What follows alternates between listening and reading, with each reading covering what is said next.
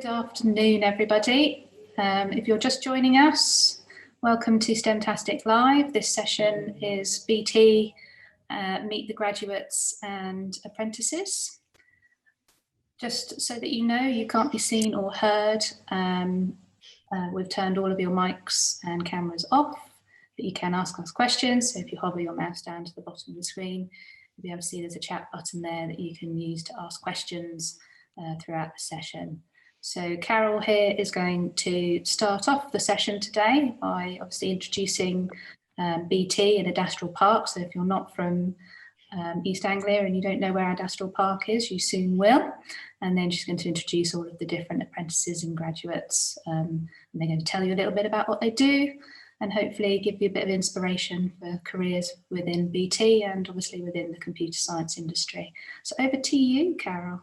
Thanks, Nadine. So good afternoon, everybody. I hope you're having a good day with STEMtastic Live today. I'm just going to share a few slides today on just to explain, as Nadine said, what Adastral Park is, where Adastral Park is, so you understand a bit more about who we are and what we do. So those of you who are in East Anglia might be familiar with this, but I'm conscious that not everyone will be. So Adastral Park is BT's research and development campus. This is what it looks like. You might have driven past it on the A12 if you've ever been in Suffolk. It's 100 acres. And it's a site which is all about digital and communications innovation. So on the site, we have BT's Global Engineering HQ. We have all of our research and development teams. We have the UK Operations Centre, and some of the team today are involved with that. And that's making sure that the broadband, the Wi-Fi, all around the UK and beyond is working. So they've been particularly busy during the lockdown when so many people have been working or doing schoolwork from home. The site normally, obviously not right now, is home to 4,000 people every day. About 3,000 of those people work for BT, either BT or Openreach, and the other 1,000 work for 140 plus companies on the site with us. So we're actually a cluster of high-tech companies involved in all aspects of ICT and digital technology. And we have around 60,000 visitors a year who come to visit us. You may have been some of them because we have people coming every year who visit us as students from school or college to find out a bit more about what we do. But we also have people, including in the past, we've had the Prime Minister, we've had members of the royal family, just trying to understand a bit more about what we do and how we go about doing it. And just as an example, we've done a number of world firsts at Adastral Park, but something I think probably the audience will be really familiar with. So I can't do a show of hands, but I'm guessing today probably everybody has used data over a mobile phone. BT people, nod if you've done that today. Yeah. So the first ever data call on a mobile phone happened in 1999, which is not actually that long ago if you think about it. And that happened at Adastral Park. So just to give you an example of some of the kinds of innovation that we're involved with here at Adastral. So today on the call, I've got 5 people from Adastral. I've got Andrew, Amelia, Annabelle, Tom and James, and they're going to introduce themselves in a moment and tell them a bit about what they do. And then we're going to open the floor for questions. And I've got a few questions that people have sent in to me beforehand as well. So Tom, would you like to go first and tell us a bit about who you are and what you do? Yeah, sure. Can you hear me all right? Yeah. Yeah, good. So yeah, hi, my name's Tom. I'm a first year apprentice. I'm now going into my second year. So I'm in applied research. So that means that I'm with University of Exeter as part of my degree apprenticeship. And so that means we go down to Exeter every 3 or 4 months, I believe, for 1 week at a time. And that's really good. And then I also do rotations within applied research. So that means that every 6 months I'll go into a new team, try out some new stuff. So previously, my first rotation was with Converge Networks. So that was looking into the data on a network line and basically doing some fun machine learning with it, which seemed really confusing at first, but it was really good fun. And now I'm in my new team, which is Converge Multimedia, which is to do with BTTV and trying to personalize it for the user and the customers. So that's really good fun. It's not just about just doing your rotation as well, though. We also get to do lots of volunteering fun as well. So for example, this is volunteering. So yeah, you get to do lots of different experiences as well. Brilliant. Thanks, Tom. Annabelle, would you like to tell everyone about yourself? Hi, I'm Annabelle and I'm also a first year, but I'm on the grad scheme. And I basically work in sales. in cybersecurity. So on a daily basis, I'm selling solutions to customers and finding out what sort of problems they're having at the minute. And with COVID, this is a big opportunity to sell into a lot of customers. And I was recently promoted to an account executive as of last week. Congratulations. Thanks, Annabelle. Amelia, would you like to tell us a bit about you? Yeah, I'm Amelia. I'm a first year on the Graduate Technology Applied Research graduate scheme. I actually did the summer placement as well at the Research Innovation Summer Placement 2 years ago, and they said that if I did well enough in my degree, I could come back as a grad. So here I am. I'm from Sheffield, and I went to York University, and I did a degree in natural sciences, specialising in biophysics. I work in the network physics team in applied research, so looking at long-term, high-risk, high-reward, kind of how can we apply the fundamentals of physics to improve the network in OpenReach. Brilliant. Okay, thanks, Amelia. James, would you like to tell us about yourself? Okay. Hello, I'm James. I'm a first-year apprentice at BT, and I'm actually from Stowmarket, which from West Suffolk College, where this stream is being done, it's about 11 miles out. So I'm quite local as such. But I mean, at BT, I work in a team called Mobile Backhaul, which is part of a bigger team called Dynamic Networks. So my team, Mobile Backhaul, it's a team of technical delivery managers. So technical delivery management is project management delivering technical solutions for the network.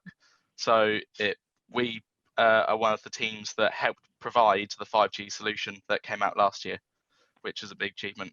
As part of my degree apprenticeship, I go once a week to the University of Suffolk to help study for my 4-year degree, and hopefully everything goes okay. Brilliant. Thanks, James. And finally, Andrew. Thank you, Carol. Hello, everybody. It's great to be able to be here with you all today. I hope, well, some of you may have kind of gathered, I'm probably not really an apprentice or a graduate. I'm actually Applied Research's New Talent Research Strategy Manager, which sounds a mouthful, but really my role is to manage and develop and improve our graduate and apprenticeship development schemes within Adastral Park, specifically those where we have them for applied research. And if I was to say that part of my role is to make sure really that we bring in lots of new talent and people who are interested in science, technology, engineering or maths to come to BT or just be interested in and to pursue that as a career.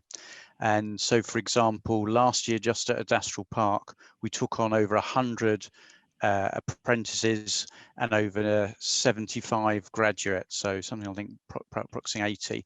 And we do that pretty much every year. So in the whole of BT, we have a community of 500 graduates and nearly 3,500 apprentices joined just last year. And part of my remit is to identify the future skills that BT will need in the future. So if I was to tell you now that just from research, 7 out of 10 of the skills that we will need in 10 years' time in science, technology, engineering and maths haven't been invented yet, or we aren't aware what they are going to be. So events like this are really, really important.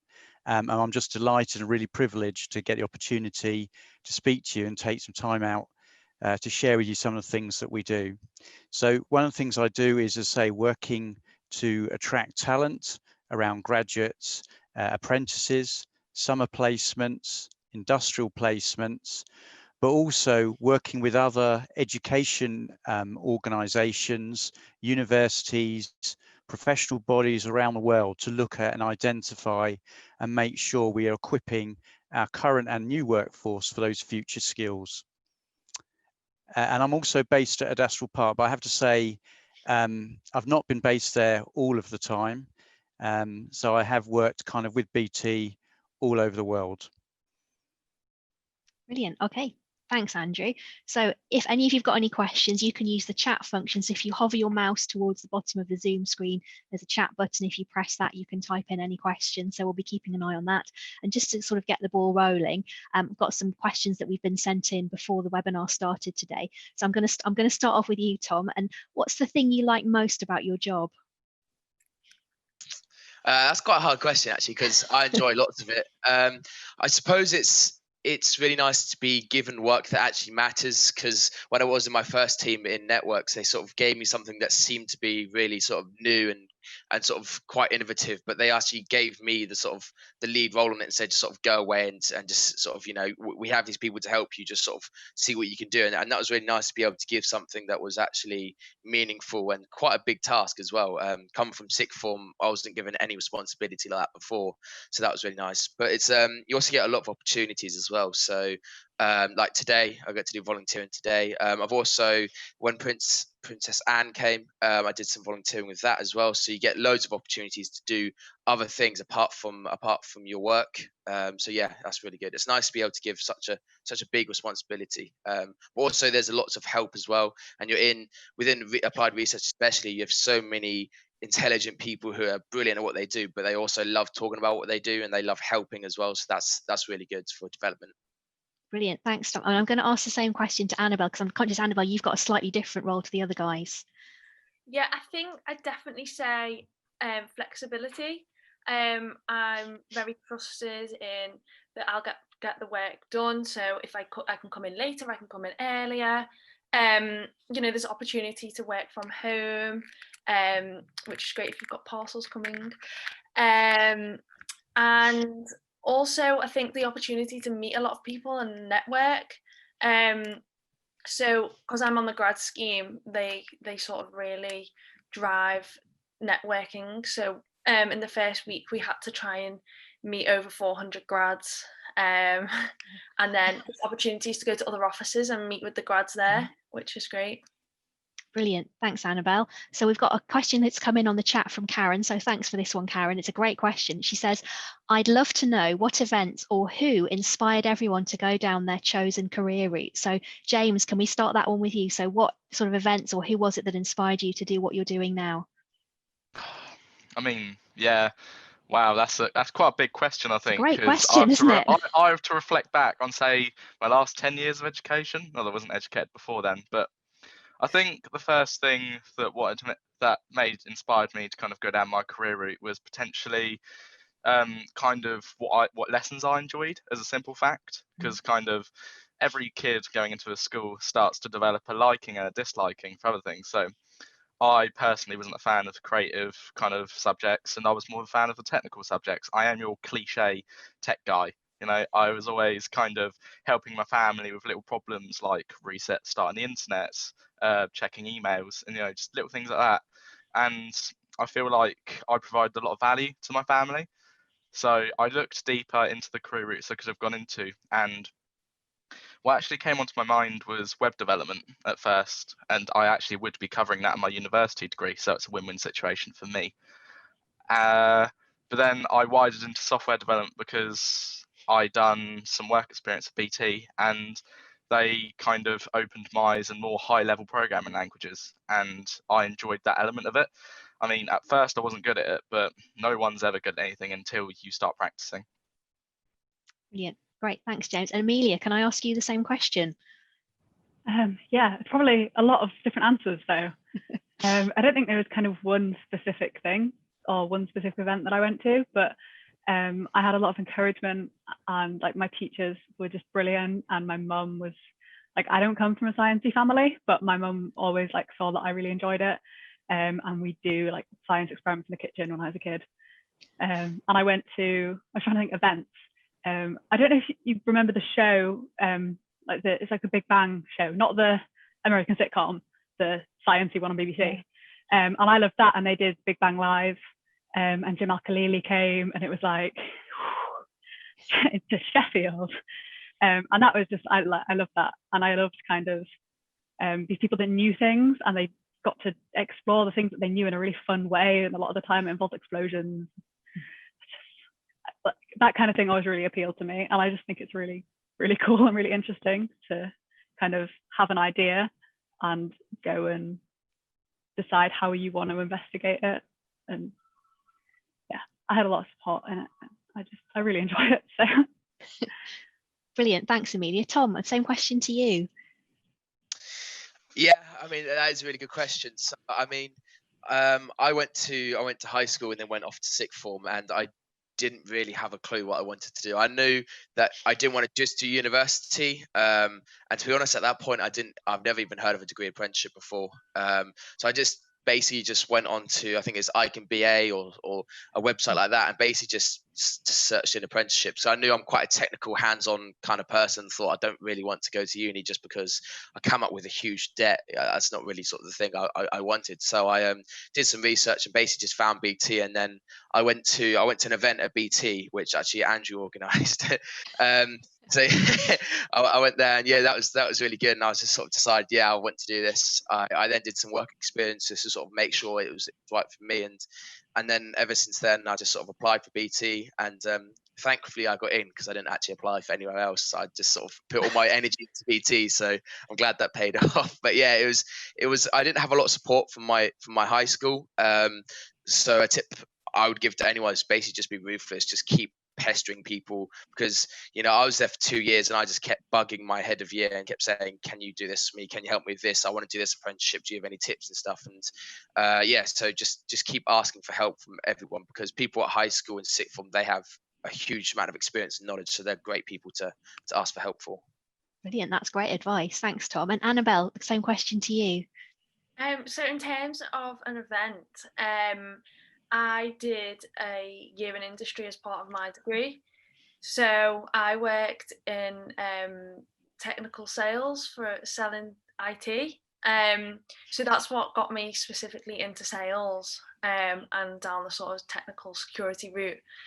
And I think I've always been interested in the commercial side of business. So that's why I think I chose sales. That's my reason. Brilliant. Great. Thanks, Annabelle. Okay, and next question I've got is probably more one for you, Andrew. So obviously we've talked quite a lot about Adastral Park, but are there opportunities for apprenticeships and graduate roles in BT in other locations? Thanks, Carol. Yes, is the short answer. That there absolutely is, and the best place to look, and I don't know if we can put the link up or people be able to see, but if you go to www.bt.com/early careers, all of the opportunities are listed there, and BT has a number of apprenticeships and graduate schemes that we run. In fact, we have something like 55 different apprenticeship schemes and something like 12 or 13 full graduate schemes, of which at least 6 or 7 are kind of very sort of STEM focused. So not just in Adastral Parks, but we also recruit around the UK and in some cases outside of the UK. So we've recruited in the past in places like London, Manchester, Swindon, Newcastle, in the northeast, Scotland, Northern Ireland, and in the southwest. It really depends where those opportunities are and what people want to do. So, for example, some of the kind of non-STEM opportunities are not likely to be at Adastral Park around Ipswich or in the vicinity of West Suffolk College. But the really good news is, for everybody who's kind of watching this, is that if you're interested in STEM, one of the places that we recruit into is actually at Adastral Park. So most of our kind of STEM recruits go into that location. Brilliant, great. Thanks, Angie. And I've got another one here, which I think is sort of a question for James and Tom. I'm going to start with James. So you both mentioned doing a degree apprenticeship. That means you're doing a degree and working at the same time. So how do you juggle doing that? How do you find that? Okay. So as I mentioned before, I was on a day release, and I think to specify it's every Tuesday. So they give us, at the minute in my first year, I had 2 modules juggling with that as well as my work. So to firstly state that I do get an extra day to kind of study towards. BT do give you that extra leverage depending on your line manager. Some may give you a half day, some may give you a full day, depending on the workload. But my manager's been quite kind of generous with the studying because he wants me to do well at my university degree. I juggle it by simply doing the university on a university day and doing the work on the work day, and I leave kind of a half day, maybe like a Friday or a Wednesday afternoon, just kind of during the week to kind of go over everything I'd done at uni and kind of retain that information. So that's how I'm mainly juggling it at the minute. Until it gets to second year, that's the way I'm going to play it. Brilliant. Thanks, James. And how about you, Tom? Have you got any tips on how to do that? Yeah, I think so. I mean, I'm not gonna lie, it's quite hard to juggle it. It's but it's part of the degree apprenticeship. So I did 5 modules in total with my uni side of things. So I'm with Exeter. So every Monday I would do my uni work, and then I would sort of have the rest of the week for my rotation work and actually doing my BT work. It was quite hard, but it was quite rewarding as well. So it was nice to be able to because I sort of have my rotation team and I could always ask them questions about my uni work. So it was quite nice because all my uni work linked in with my rotation work. So I could say to my team, oh, I've got this problem with my university. Can you help me out? And so they were always willing to help. So it's quite nice to always have someone, if you're stuck and you can't really reach out to your lecturer, or your lecturer's not really giving you the answer you're sort of looking for, there's always people around the office and in your team you can just say, can you sort of help me with this? And they'll happily spend a couple hours or however long it will take just to sort of make sure you understand it rather than just doing it for you. They want to make sure you understand it. So that's really nice as well. So it is hard work, but it's really rewarding and it is manageable quite easily. Brilliant. Thanks, Tom. So we've got another question that's come through on the chat. I'm going to start with Amelia on this one. And the question is, what was everyone's application and interview experience like, and how did you prepare for it? My application process was for the summer scheme because, as I said, at the end of the summer scheme, they were kind of like, you could just come back. But the application for the summer scheme was actually really weirdly enjoyable for an application. You have your standard kind of online tests and everything that you do first, and it's probably changed. I'm pretty sure it's changed since I did it, but I had a phone interview, not a video interview. I just had a phone interview with Carol. And I thought, oh, this has gone absolutely terribly. Like, there's no way that they're going to hire me. I thought it was an absolute atrocity, but oh, no. They invited me back for an assessment centre. And my assessment centre was actually so fun. And I tell other people about my assessment centre, and everyone's really jealous because BT was sort of showing off at my assessment centre. They were like, oh, look, come and see how cool the park is, and come and see how cool working at BT is. And I had a whole section of my assessment centre that was done inside a VR. So I was in the headset in the room. I actually messed up a little bit. I was thinking quite in it. I was quite thinking about like the maths I was trying to do inside the VR, and I leant on a table to think, and the table clearly wasn't there, and I fell over, which I think was quite comical to whoever was interviewing me. But my assessment centre was really great, and I think you just need to kind of relax and go into it. It's as much for you as it is for them. They're trying to get to know you, but you also need to know if you're a good fit for wherever you're going. So the phone interview, everything, you'll do so much better if you just kind of take a deep breath, relax. I always talk too quickly, you could probably tell. And I just kind of had to take a breath and be like, right, it's okay. I need to get to know them as they need to get to know me. There's obvious things you can do to prepare. So actually there's a video, I think, somewhere on your WSC thing. I'm sure we can get a link to it or something, about kind of research the company. If you rock up to an assessment centre and you know nothing about the company, that doesn't look good at all. If you don't know something, it's okay to say, I don't know. I actually got asked a question about BT and like the structure of BT, and I just had to go in and say, like, I have no idea. I'm really sorry, that's not something I researched. But it was fine. It would have been better if I knew the answer. But yeah, you can make sure you dress right. be prepared, be friendly, be bubbly, like keep talking. It's better to say kind of lots of things and be a part of the discussion than to come up with one really insightful thing that you say at the end of a discussion. Just be yourself, but be your most extroverted self is probably my advice. It doesn't matter if you're not extroverted, but just be yourself, but don't hide in a little bubble. Let your light shine. Yes. Don't put it under a cup. Under a cup. Thanks, Amelia. Annabelle, can you tell us a bit about the assessment centre you went to and what sort of exercises maybe that you did at that? Yeah, sure. So my application was actually really quick from application to job offer. So I did also a video interview. So the questions just come up and you have maybe a minute to prepare and then a few minutes to answer.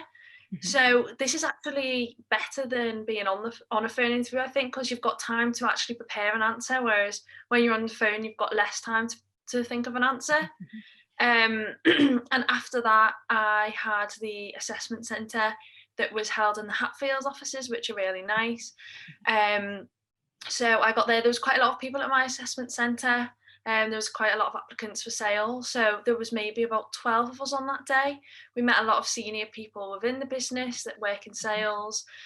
So my assessment centre was made up of a group task, 3 individual tasks, an interview, and that was it. So sort of on the day you get there and you meet everyone. Then we went off to do our individual tasks. So we had to read a manual and we had to essentially teach the assessor how to fly a plane, which was a bit difficult. But a virtual plane, I hope, not a real plane. Yeah, I know. Yes, I'm not catching a flight with you. And then we had a group task and we had to rank priority of which problem with OpenReach would sort of prioritise. There was sort of network issues, just things that could potentially happen, and we had to categorise which order we'd put them in terms of priority. And then I also did another task where I had to analyse a set of data and justify my reasons for it. And then another task, the last one, was time management. So we'd have to organise something, but the assessor will keep coming in and saying, oh, this person can't attend at this time. And they're not testing you so you get the exact right answer. It's to see how you work. And then I had an interview which lasted about an hour because I could talk forever. But I think with that, always know sort of for advice and preparing for it. I think look at the values of the company, the core values, and try and link them to your skills when you're given an answer, and follow the star structure when answering the question. If you Google it, you can find out more information there, and just Google a lot around the company, even look on Twitter and see what the company's been up to. Yeah, brilliant. Thanks, Annabelle. And James, have you got any words of wisdom about interviews that you could share? Well, I mean, Annabelle and Amelia's covered it pretty well, but I think I was kind of similar to Annabelle, quite late, so the application to job offer was relatively quick. I applied kind of mid-July and I got my job offer at the start of August, so it was quite a nice process. Yeah, don't worry, I'm not that talented, but going into the assessment centre, it was quite interesting. I had to do 3 exercises. One was a group exercise where we were given business scenarios and I was working with 2 or 3 other people, and there were 2 assessors on the other side of the table just watching how you work and how you discuss your ideas. Do you take a dictatorship kind of style, or do you kind of be democratic and work with people? I think that's what they're perhaps looking for. And I think there was a kind of stagnate at one point where there was business scenarios that no one knew anything about, so they were waiting for that person to come and take responsibility, and fortunately I had to be the one. And it's where they wanted you to just basically listen and speak at the same time. I had a kind of presentation exercise as well, where I was kind of in a room with an assessor. It wasn't deaf by PowerPoint or anything, so I didn't set anything up beforehand. I just had little flashcards, and it was about an idea of how you can, I think BT's old slogan, it's bad that I forgot it, but it's like communicating with the world and how to improve the world by the power of communication. And my idea went into kind of deforestation and how you're able to rally up like a big kind of scheme to try and help counter that. The third one finally was a simple interview. Luckily, the person interviewing me, I didn't know him, but he was a software developer, so he could kind of resonate with some of my experiences, because during the summer, obviously, getting ready for kind of BT, and there was other companies I went to assessment centres as well, some in the telecommunications industry, which was interesting. So it was very different, BT's one. I was a lot more relaxed.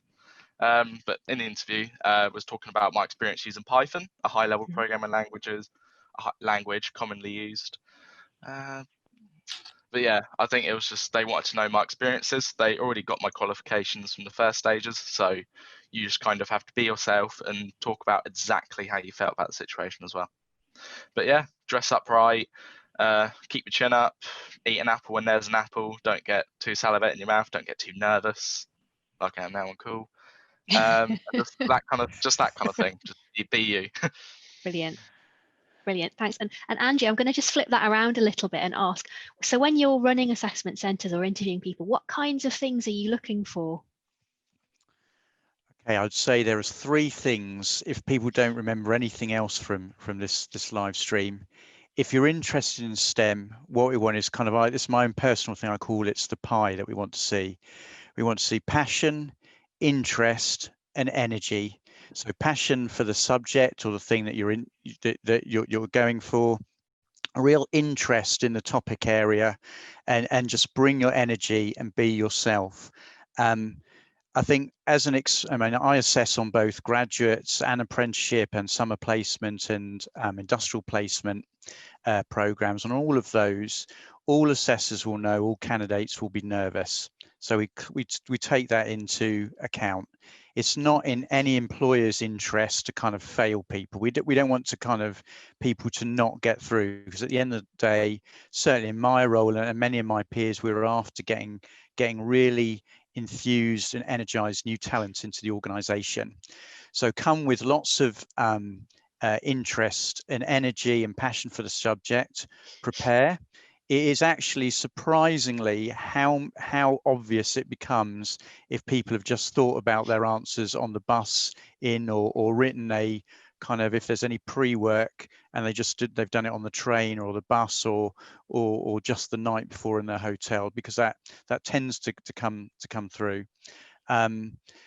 Try and make sure that you answer the question if you're asked a question, and if you don't understand the question, don't be afraid to say, sorry, I don't understand what you're asking. The thing that we look at is as well, it's not just about knowing about STEM in kind of from a technical and showing off your technical or scientific knowledge. It's also about how that can be used in real life and make it relevant to the role that you're applying for. So my tip is really make sure you're clear about, 1, what the employer is asking for. 2, why do you want that role? Because that is obviously the most important thing, I think, is that really comes across, that you can answer that question, why do you really want this role? And the other things I would say is just try and be relaxed and be yourself. So different roles require different kinds of people and different interests. So you don't have to be the one who's kind of always answering or in a group exercise, just talking for the sake of talking. But similarly, we can only assess on what we see. So if you don't say anything in an exercise for that last 60 minutes, then we've got nothing to kind of go on, because a good assessor will just assess on what they see. And that's how it's kind of done. The other thing is to try and talk to as many people, and so use sessions like this to kind of find out from people who've been through it. And at BT, we will always, where we can, is to give advice and come out and talk to people and kind of go through the sorts of things that we're looking for. So I think that the most important thing is to be really clear kind of why you've gone for that role, what it is that you think you can bring.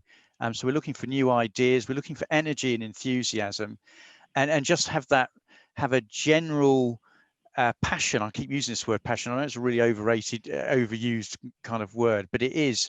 So don't just think about things that, for example, that you do at school as subject, your academic subjects. If you work in a computer club, if you like just tinkering and you do all the kind of programming for your elderly relatives so that you help them doing all their online digital shopping, for example, all of that kind of thing is really important. If you do anything in terms of in a club or society where you're a member of a team or where you solve problems, think about your whole life. So bring that whole life experience that you've got to the assessment or to that role when you apply for whatever it is that you want. But I think come back to the thing, make sure you really show that passion, interest and energy for what you want to do. And the other thing I would say is that you don't necessarily, I mean, every role that any employer has will have a minimum set of qualifications. But if you kind of impress on the day and you don't get those minimum entry requirements, that doesn't mean to say that you won't get in to the role that you really want. And the other thing is, we've got people, I don't think we maybe got on this panel, but certainly where you look at online videos that's in the pop-up chat, if you go to the virtual learning, and we've got some tips on if you kind of when you have to deal with disappointment. So I'll give two examples. Well, I'll give one example in particular. I'm aware of one individual who failed an assessment centre at BT, went off for a year, did some relevant things, so worked in a computer shop or something like that, then reapplied, and then came in, and then went on to win an award, and as now their career has taken off. So how you kind of bounce back, and I can appreciate, because I can remember what it's like when I was 17, 18. I mean, if I knew then what I now know now, you know, I would not have thought I'd be doing the role that I'm doing. And I think so. The other thing about all of this, through all this process, well, be really open-minded and don't discount anything until you've tried it at least twice as well. Sorry, that was a bit of my soapbox, but no, I think it's really, really important to have that passion and interest. Thanks, Angie. We're already hungry with the talk of pies now, so I'm gonna move on. I'm gonna whoever wants to answer this one, and that is, do you get any perks or extra benefits working for BT? Who would like to answer that one? Amelia, look, made a noise. I think Annabelle made a noise. Oh, actually. sorry. Oh, Annabelle. Sorry, go on, Annabelle. Yeah, I'll answer. So, I literally don't even think I could include all of them. Just lots of opportunity to work in different parts of the business, opportunity to travel. I entered a competition and won tickets to go to the brand relaunch, so I got to see Jessica Lynn perform live. Tess Daly was there presenting it, and a Guinness World Book of Records new achievement was made with the most drones flown inside the building. I have opportunity to be a part of Grad Venture to raise. This year we've raised £30,000 for UNICEF. So yeah, and there's an opportunity to sort of make a lot of friends at BT. Everyone, I'd say, a lot of people think in the same way, and maybe that's why we all work for the same organisation. We all have a similar mindset, and yeah, I think. There's the opportunity to get a bonus, which is nice to hear. And just the progression, I think. Brilliant, great, thanks, Annabelle. And kind of a bit on that topic. I forgot what I was going to ask now. My mind's gone blank. That's really bad. There's other perks and stuff that you get as well, like just from working for BT. So that was the question, wasn't it? Yeah. Yes. So like free internet, pretty great. You get given the the best internet that's available in your area. You have to pay line rental, but that's it. So I've got like the equivalent of, and you get BT Sport and HD and everything. So I've got the equivalent of like a £75 package, and I pay £20 a month. So it's pretty great. Everyone's out there complaining about the internet because they're working from home, like all my friends and things. It's like, don't have that problem. So that's pretty great. Brilliant. I've got another question that's come through on the chat from Muskan. So thanks, Muskan, which is, what A levels did you take? And probably Annabelle and Amelia, it's worth you also saying what you did at university. So Tom, do you want to go first? Yeah, sure. So at AAS level, I took physics, product design, business, maths, and history. I then dropped history to then sort of pursue physics because I love physics. I wasn't the best at it, but I worked quite hard and got from a D to a B or an A, I think. So I did at A level, I actually took 4. So I did maths, physics, business, and product design in total. Brilliant. Annabelle? I did A-level history, business, RE and IT, and then I studied business management at university. Brilliant. James? At A level, I done kind of 3 A levels consistently through the first year and second year. So that was business, maths and IT. And also I decided to take the extended project qualification, fantastic. What which did you do is for half that? an A level. For my EPQ, I did a kind of, there was a log, the essay, they call it kind of the dissertation, like the 5,000 words, and it's essentially a practice run for academic writing. So it was all done in the typical way, the Harvard referencing and everything else. And it was about kind of internet cookies and kind of the influence they have on the privacy of a user as such. I know it's boring to some people, but when I did the presentation, I shocked a lot of people in the room, and I got a really good mark for that. But yeah, overall, they are mainly STEM. But as a disclaimer, for my degree apprenticeship, you do not need a STEM subject, even though this is a STEM event. Yeah, and obviously that varies, and so we'll put the URL up at the end so people can have a look at the different programs and see what the requirements are. Some they do, some they don't. And we should also say, although the question was about A levels, people can apply who've done things like BTECs or other qualifications that are equivalent. You don't have to have taken A levels. So, and finally, Amelia. I did a geography AS, and then I did chemistry, physics, and maths to A level. It's on your face. I couldn't decide what science I wanted to do, so I decided I wanted to do them all. And the only reason I didn't do biology, and the only reason I dropped geography, is because I didn't want to write any essays. So then I got to uni and I chose all my modules on things I didn't have to write essays on. And I got to like second year and realized I didn't know how to write essays, and then you have to be able to write essays. So that kind of came back and bit me a little bit. But I did natural sciences, so I could do all the science, and I specialized in biophysics because that seemed like the widest range of things I could possibly do, even though I didn't have a biology A level, which was a bit difficult. But yeah, so natural sciences specializing in biophysics. And I did an integrated master's. So I had an experimental master's dissertation year as well. Fantastic. Cool. So I hope that's answered your question, Muskan. Thank you for sending it to us.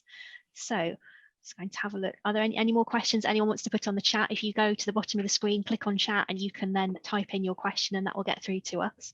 I have got a few more of our questions that came in beforehand. This one's for Tom and James. So it's from saying, I want to go to university, and a bit of that's because there's a bit of a social side at university. Is there still a social side to being an apprentice? You can see Tom's nodding and smiling.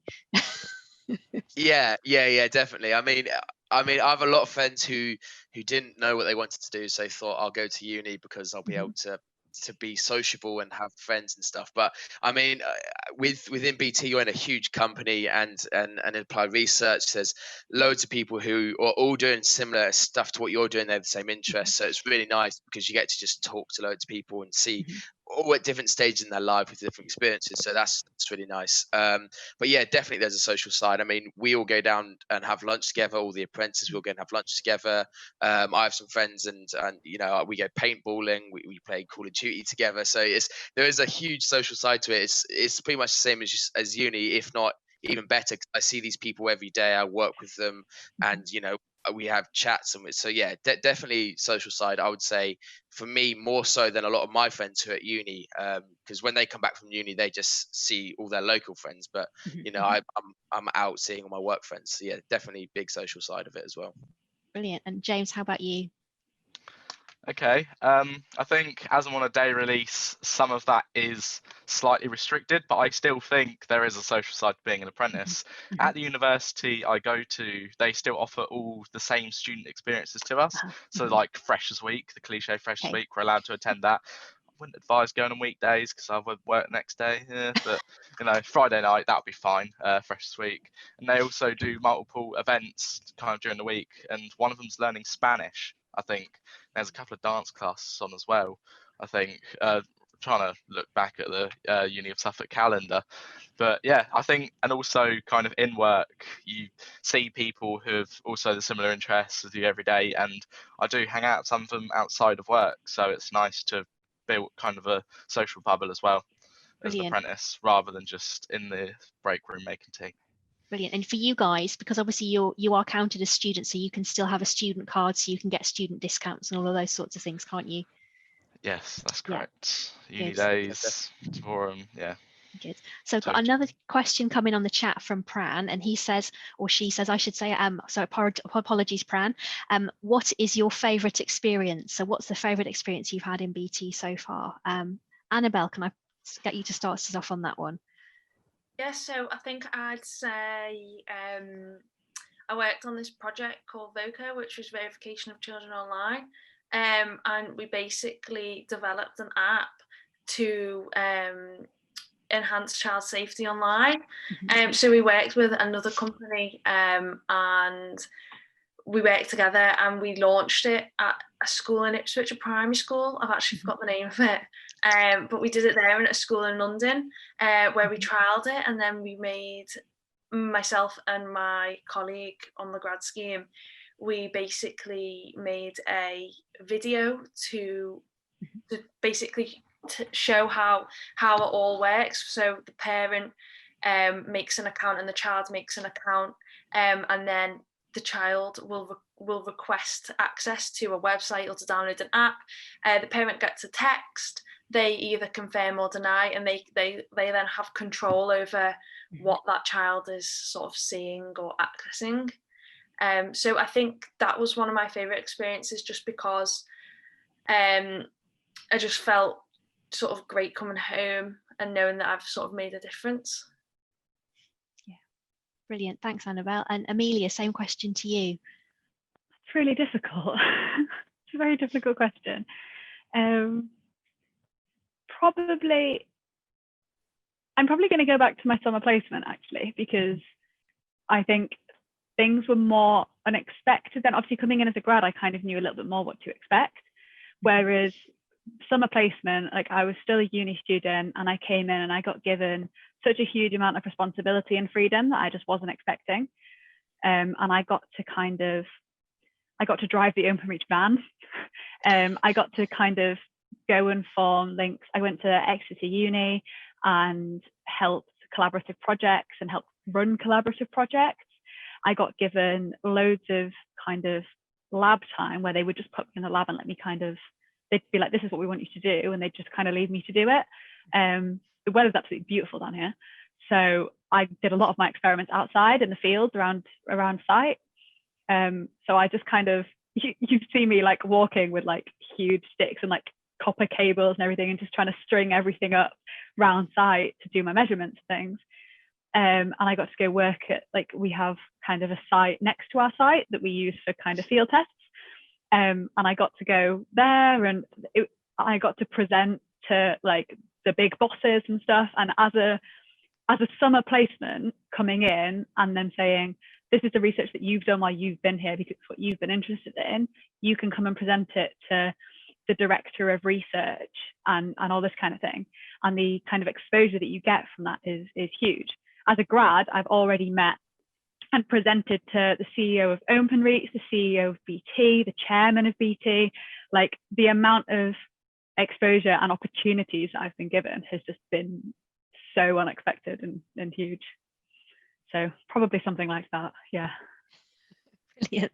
Thanks, Amelia. James. Okay, so I have been thinking while they were answering, and I'm stuck between two. There's a kind of in-work experience where it was just strictly with my team, kind of the release of bigger projects and the fact that I've managed to contribute to them. I think that's quite valuable. But I think I'm going to round off on this experience, and it's an all-hands team event where we kind of went down to London, kind of went to the IET, I think it's the Institution of Electronics and Technology. I might be wrong, but engineering technology, yeah, that's correct. I'm mixing it with IEEE, but yeah, and it was just a big event, and we were kind of collaborating, and also they had kind of an appreciation presentation where they kind of valued everyone in their team, which I thought was personally quite nice, because in a big company like that, it is quite hard to get specific appreciation because there's so many employees. So it was nice that every now and then we kind of take the time to look back on what we've done and appreciate it. But yeah, that was my favorite experience overall. Fantastic. Nice. And finally, Tom. So I mean, I probably couldn't pick one. I mean, I'll probably say one now, and then I'll end up thinking 2 minutes later there's a better one. But I mean, it's pretty cool that I get to go to Exeter. I mean, I've never been to Exeter, so that's quite cool to go with uni and stuff. Also, when Princess Anne came, that was pretty cool. I was a chauffeur, so it meant I basically got to get really close to her and make sure no one else got closer, if that makes sense. But yeah, I mean, it was just really cool. I mean, also just going around research and having these sort of all hands events or these sort of show and tells, and basically just going to talk to people and just for the afternoon just saying, what do you do? And everyone just sort of explains what they do and shows all their cool demos. So that's really cool as well. Brilliant. Thanks, Tom. So we've got another question that's coming on the chat, and I've just had a quick reminder. It says 10 minutes. We've probably got about 9 minutes left now.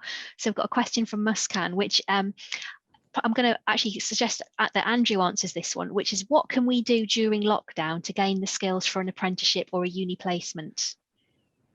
Okay, thank you. Well, Muskan, what I would suggest is you think about all of the skills that you need in the workplace or on an apprenticeship or at university, that on a STEM course or in a STEM role. So we need people who are able to problem solve, to communicate, to provide written information, to share, to work with other people, to deal with kind of difficult situations, to negotiate, and importantly, really, is to kind of explain maybe slightly complex technical or STEM subject matter to people who may not be experts. So you can start to do some of those sort of soft skills in any club or outside interests that you have. So for example, what you might not appreciate, that if you're, for example, play sport if you play team sport, or you kind of coach people, or if you enjoy something like cookery, or if you enjoy computer programming, all of those skills that you actually need or actually use without probably thinking about it are all things that you're going to apply, you would apply for, to use in a STEM role. So some of the things I would suggest you could do. So if you're with West Suffolk College or with an education, you're still a student at the moment, talk to your university and people on campus about if there's any clubs that they run where they engage with the community, for example. The other things, often local voluntary organisations always have a need at the minute to help people, to help kind of more elderly members of society to use technology. That's something you could get involved with. The other thing I would suggest is, and James kind of alluded to a little bit, is talk to organisations like some of the professional bodies like the IET or the British Computer Society. Enroll as a student member and get involved in local events that they have in the various branches of those professions. The other thing that BT have done, along with some other organisations, as a result of events like this, so as part of this event, we've put some resources online for you where you can kind of get some ideas of some of the skills and things that we're looking for whilst in lockdown. What you will find increasingly is a number of organisations, of which we're one. We are looking to move a lot of the work experience kind of placements to a virtual environment. And some of the things that you can also maybe want to have a look at, one I would kind of call out that we're starting to work with, is an organisation called Nuffield, and they offer student online placements, about 1,000 a year, through the Nuffield Research Organisation, of kind of small online projects. One thing, and this is just from personal experience as a, believe it or not, if you're in the UK, you'll possibly understand the concepts of parish councils. So every community is run by a village, a kind of a committee of about 12 people in a parish, like the first tier of local government in the UK, and they are always crying out for help to put things online and making services go online. So there's a number of different ways, but I would really encourage you to talk to, if you've got careers advisors, people at the West Suffolk College, or if you're at I don't know, Muskin, if you're part of West Suffolk College, or even your local high school. But there are opportunities to do this, to put things online.